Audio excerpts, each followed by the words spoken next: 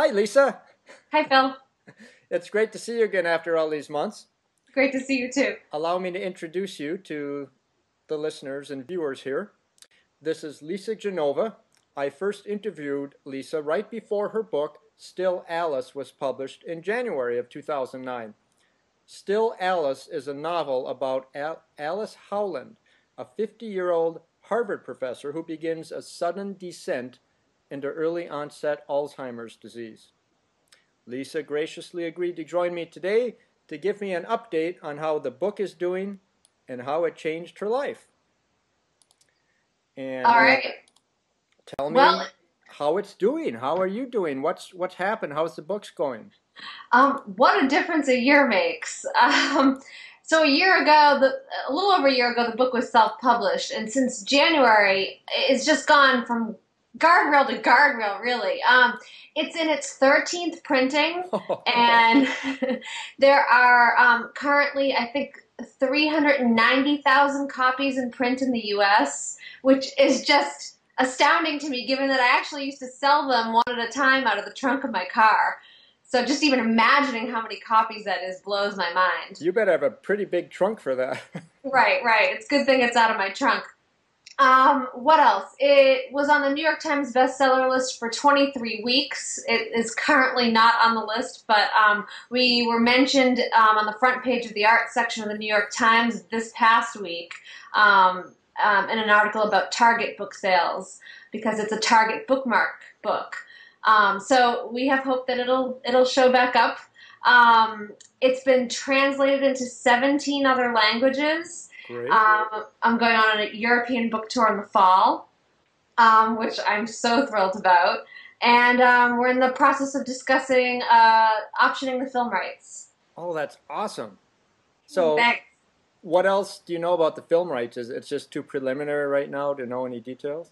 Yeah, I've got my fingers crossed, but yeah, nothing to report just yet. Have you started casting it in your mind? You know, I've been casting this since I started writing the first chapter, and my family, who was reading each chapter along with me, and my best friend, we've been casting it from the beginning. Like, who do you think? Could it be Meryl Streep? Could it be, on and on. And casting John, we've like, Dennis Quaid maybe, or yeah, it's been a fun guessing game, and it'll be surreal if it actually happens. That sounds terrific. Oh, it's exciting. How high did it get on the New York Times list?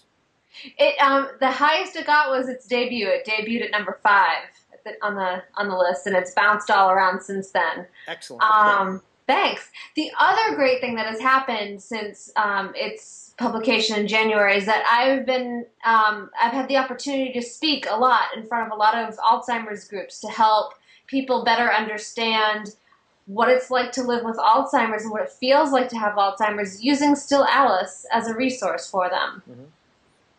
Well, before I ask about that, and I'm excited to do that, I've been waiting to hear about that. Tell me about the tour that you've gone on since January. Have you done much touring with the book? A bit. I've got 2 young kids. I've got a 1-year-old and a 9-year-old, so I really didn't want to be away from home for too long. I did a lot in January and February. I traveled to New York and New Jersey and Connecticut and Denver and lots of places around New England. But lately I've been staying close to home. I live on Cape Cod, and it feels like the whole world comes here in the summer, so Right. It's a nice place to promote your book from. But you're going to Europe for how long?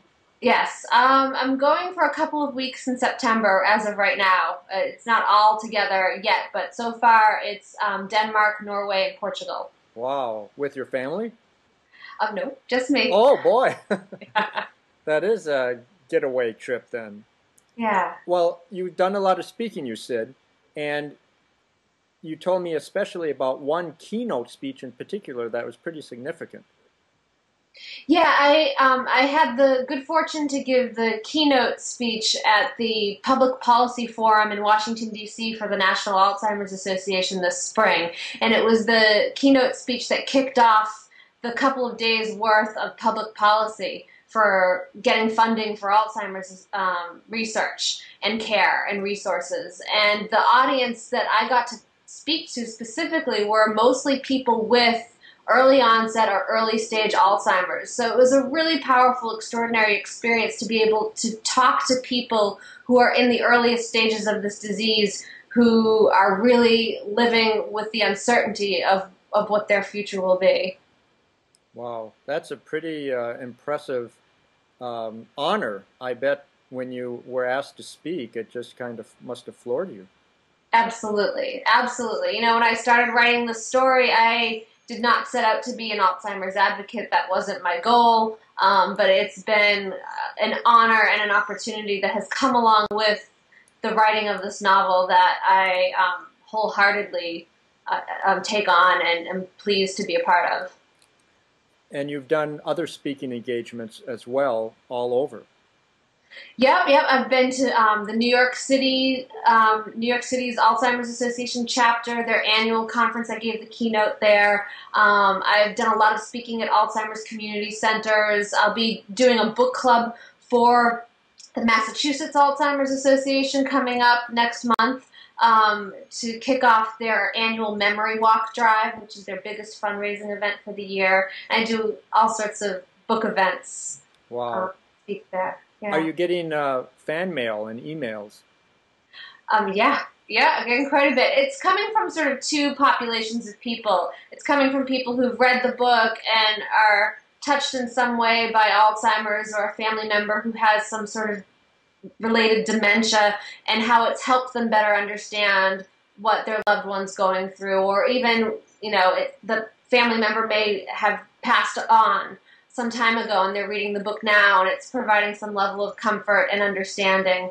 And then there's the other group of emails, which are from aspiring writers and people who want to self-publish, or people who want to break into the industry and are looking for some words of wisdom or some cheering on. That's a double-edged sword. It's nice to hear from people, but has it got to the point where, with a couple of kids and a family, that you can respond individually? I try to respond, and there's definitely a lag time, so oftentimes I have to begin the email with a "please forgive me for taking so long to reply." And sometimes I get, it can be like 100 emails a day at times. Oh. But I try to reply to everyone who's read the book. For the people who are aspiring writers and have questions about self-publishing, I try to send them to the Still Alice website, because I've provided my experience with self-publishing there through a couple of interviews and a blog and a frequently asked question. And I can't sort of repeat that conversation over and over again, right, and maintain my time to write the next book and my sanity. So if people watching this now want to get a hold of you, they should do so through your Still Alice website? Yes, definitely. Okay, yep. stillalice.com. Yes. And speaking of Still Alice, the mass market edition is coming out at the end of December, is that correct? Yes. Okay. Yep. That's Very exciting. exciting. It's been a whirlwind. Yeah.